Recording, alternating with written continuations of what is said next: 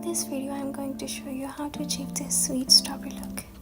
First, apply the foundation using this technique and take your foundation spray or makeup fixer onto a sponge. This helps set the foundation, especially around the eyes, for a longer lasting finish. Then take your concealer and apply it thoroughly wherever you see the dark spots and blemishes. Then blend out using this mini sponge.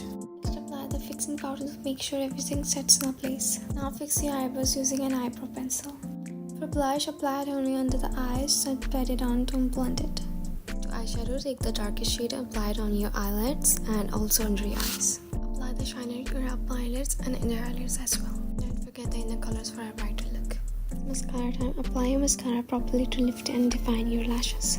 Next, take your lipstick, apply only in center of your lips and blend out with using your fingers. After that, apply a rainbow lip gloss to even out the lips and give them some shine. Finally, use a highlighter to brighten your face. It really adds a nice glow. Voila!